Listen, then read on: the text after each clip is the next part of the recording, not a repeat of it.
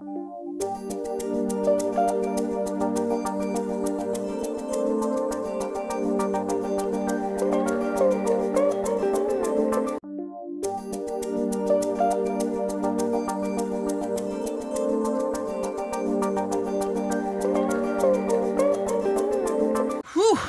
good to get out of the world's worst movie theater after being there for 30 friggin' weeks. And I'm surprised it took that building 30 weeks to collapse. I mean, that's pretty impressive stuff here. But, alright, since we have now officially gone past my 30 worst movies of all time, we'll do another special 30-week thing to start the new season next fall. But in the meantime, until then, you're going to get more of these videos where I'm talking about specific topics that I thought were kind of interesting and wanted to delve more deeply into. And why don't we start off with this first one here? Because after 30 weeks of covering the worst movies I have ever seen in my life, I think we all deserve a little bit of a comfort food break here. So here is my equivalent to a comfort food break.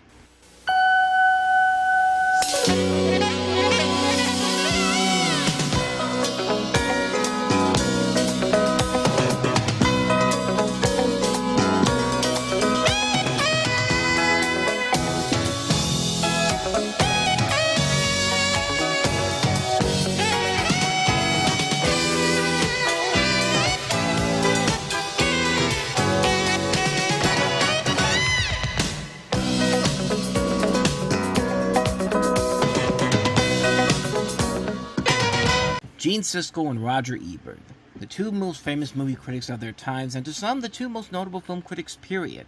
When you watch these two working together and talked about how they loved and hated the most recent movies of the time, while also tackling the issues and buzzworthy topics in the movie industry, you got invested in what they had to say. These were two people who fed off of movies and loved every single moment of it. At their peak, everybody loved them. They loved it when they agreed. They really loved it when they disagreed. They inspired a lot of movie lovers, myself included, to enter the world of film reviewing themselves, and we really do appreciate them for it. One generation to another, however, shows off a much more different side to the argument. In a day and age when YouTube and social media are prevalent, you get more people who criticize these two for not only giving bad reviews to movies they love, but of their own opinions, flat out calling them terrible at times. There are several videos on YouTube where you can see within the comments a more than unusually high number of negative comments towards Siskel and Ebert in their reviews. Granted, yes, it's YouTube comments. Of course, there are going to be a high amount of negative comments, but even for somebody like the reviews of Siskel and Ebert, it seems to be a lot of unnecessary criticism toward these two from modern audiences. Why is that, and more importantly, why is it becoming clear that many people will never truly be able to appreciate what these two did back in the day? I mean, these guys are people that I've looked up to, and they're the reason pretty much I'm standing here right now, but why is it that most people will never be able to appreciate the work of Siskel and Ebert? Well, I think on one hand, we live in such a more volatile and hostile environment where more people want to see the world burn and see nothing but misery and destroying any happiness and hope in people's lives. People just feel like if they can't be happy about something, then nobody can. And on top of that, the viewpoints of the world have changed as well, as largely because the internet, social media, viral media, among other things, have changed the way we look at entertainment in the world. And I can't imagine what these two would be like in a day and age where social media and the internet can literally kill somebody's career in just one fell swoop. But that also leads to the question, were Siskel and Ebert more wrong than right in their reviews? And as somebody who has watched these guys a number of times, I was just watching a bunch of their videos recently to get ready for a 50th anniversary unauthorized documentary I'm working on for the fall. I'll tell you this.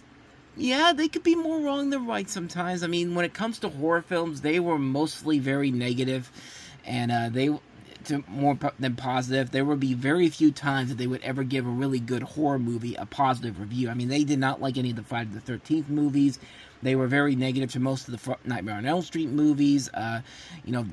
There's a lot of movies that a lot of people would very much disagree with them on. I mean, one of my favorite movies of all time is The Chipmunk Adventure, and they really did not like that movie in general. And I'll never forget watching that review for the first time and then listening to their comments and thinking to myself, wow, that's what you really want to see in a Chipmunk movie, huh? The movie finds time for several Chipmunk musical numbers in which the little beasts sing in their irritating little squeaky high-pitched chipmunk voices. until you're just about ready to go crazy. The animation in this movie is better than the Saturday morning TV assembly line cartoons, but not by much, and the story is dumb and predictable from beginning to end. Why couldn't the Chipmunks have had a real fantastical adventure, a magical world, maybe, instead of getting involved in a stolen jewelry caper that seems recycled out of TV crime shows? That's a problem. And so are those chirping, chirpy little voices. I couldn't stand them the first time I heard them 20 years ago. I still can't stand them. They haven't gotten any better. And in this movie, they really got, it's kind of fingernails on the blackboard time every time. Fingernails on the blackboard, huh? I mean, I don't know. I've seen the other Alvin and the Chipmunks live-action movies, and yeah, if you grew up with Alvin and the Chipmunks back in the 80s, you got used to that pretty quickly. I should also mention that Roger Ebert actually gave the first Alvin and the Chipmunks movie a positive review. Like, that's the only one of these movies that he actually likes, so that should give you kind of an indication there of, yeah, more times than not, they could be wrong on several things. I mean, they've had times on there where they picked on some movies that were not that bad at all. I mean, The Chipmunk Adventure is a very flawed film. I mean, it's a film that features, obviously, a couple of racial stereotypes that might be a little too much, that might be seen as kind of politically incorrect nowadays or something like that. And it wasn't even just horror films or movies like The Chipmunk Adventure. They would go after some pretty big hits in general. I mean, they were not fans of stuff like the Eddie Murphy movies that he made back in the day when he was getting his film career started. Like Beverly Hills Cop. They didn't like Beverly Hills Cop 2. I think they actually had it as their worst movie in 1987, if I'm not mistaken. Which, if we're talking about Beverly Hills Cop 3, then okay, I definitely would believe you on that. But Beverly Hills Cop 2? Seriously?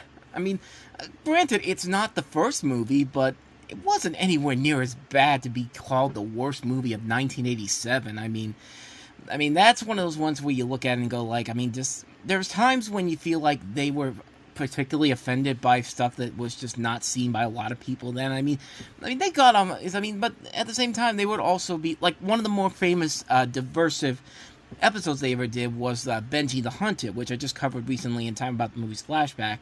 And, Roger was the one that gave it a positive review, and Gene just completely trashed it, saying the infamous quote, boredom with Benji running, which, I mean, I don't know what was going on through Siskel's head back then, but, I mean, but not only that, though, like there will be times when you watch these and you see them giving negative reviews to films that really were not that good, and then occasionally they'll get positive reviews to terrible movies. Like, I think they gave I'm trying to remember one that they gave positive reviews to that a lot of people really didn't like. The most notorious one is Speed 2, Cruise Control, which, I'm not going to lie, I love that movie. It's a guilty pleasure of mine, but I think Gene and Roger were the only two that gave it a positive review, if I'm not mistaken, But, I mean, there was even times when I think most people misinterpreted what they did in terms of their reviewing of movies. I mean, one of the best examples of this is when, they reviewed Batman Mask of the Phantasm, and the movie they waited 2 years to do,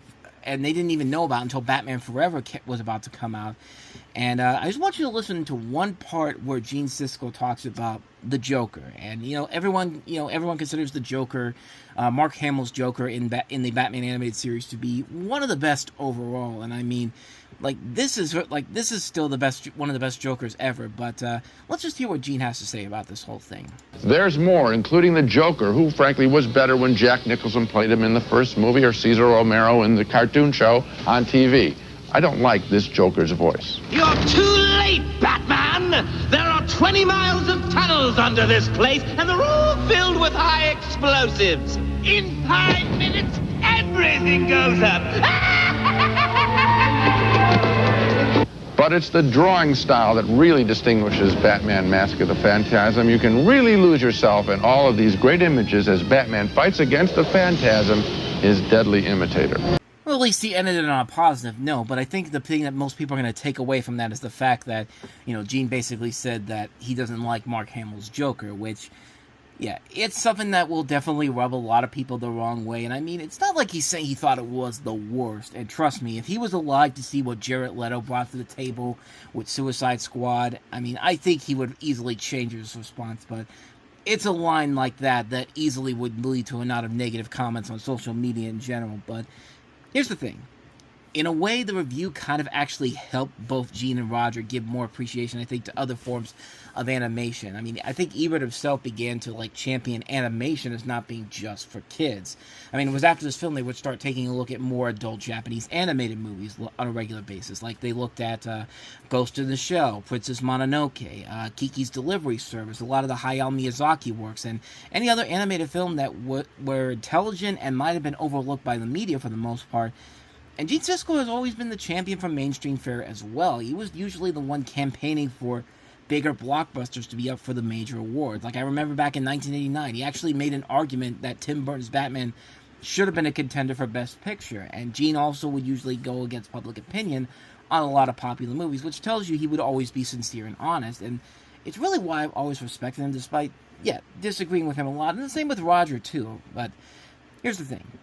You can disagree with these two on many of their reviews, but you can tell that they both have a love and passion for the movies that you could see and you could definitely see where they are coming from.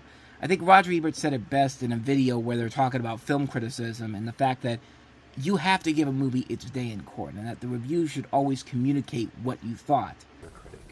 I think one of the faults that I see with beginning critics is that they try to write sort of what I call a very formal kind of speech, a college writing course speech or high school speech, where you don't feel that the person is really there. They're writing into some adult form. They feel, as a beginning writer, they feel nervous about themselves. They don't know, literally, they don't know their own voice, so they write in some formal way. And so you get sentences with lots of prepositional phrases strung together that don't have any punch, any energy. You know, they haven't come out of the event, whatever, it's a concert or whatever, and written it like a news lead, and here's what I feel, I've got this urgent thing to tell you. Instead, it's this formal writing.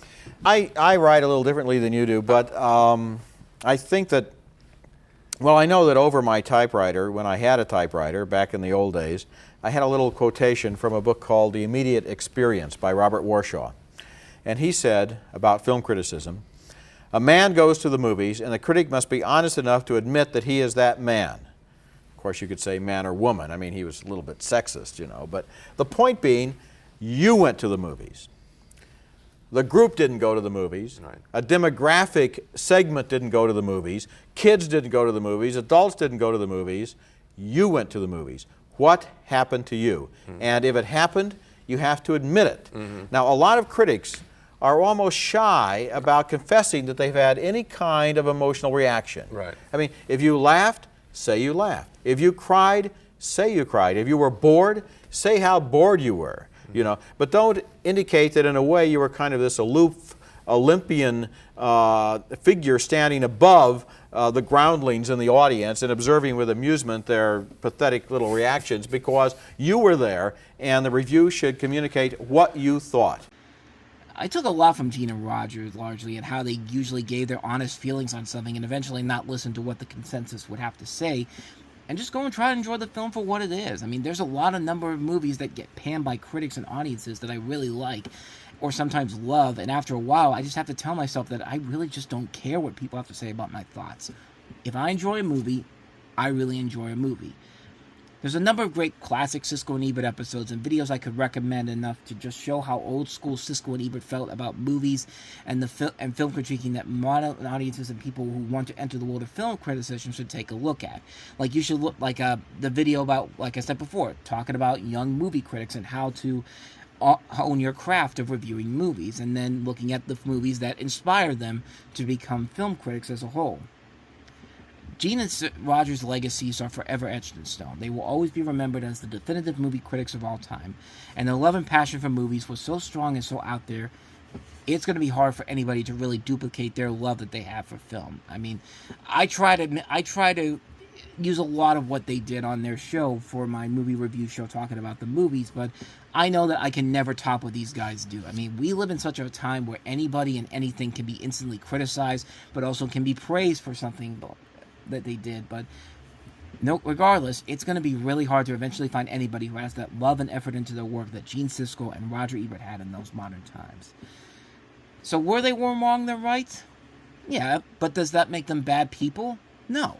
It makes them more intriguing to listen to from hearing it from another person's perspective on what they have to say about these movies and shows and news stories in general, and to form your own interest, form your own opinion on this subject. I mean, you should not let one person's review in general tell you how to feel about a specific movie. I try to help you figure out which movies you should and should not watch, but either way, you're going to see the movie regardless and have your own opinion of it. You might come back and tell me I'm wrong about something, but you know what? I'm more than willing to accept that. And yeah, I think a lot of people would accept that back in the day with Gene and Roger too, but you can't argue that their love for the movies was still very much there. And it's going to be incredibly hard for anybody to ever top what they did back then. Even for somebody like me who tries to do it, but I know I can never be as good as they are. But it just makes them all the more special to watch and listen to, even after all these years later. But it's still something very, very special back in the day, watching these two doing what they do best. But with all that said, that's going to wrap this up here. So thank you so much for listening to this. And if you do want to see that top 30 worst movies list I did, I've compiled them all together in one video, so you can go ahead and check that out in the corner. Check out our playlist too, and I'll be back here next week with another episode of this show. So another topic to talk about. So thank you for watching, and I'll see you guys next time. Until then, take care.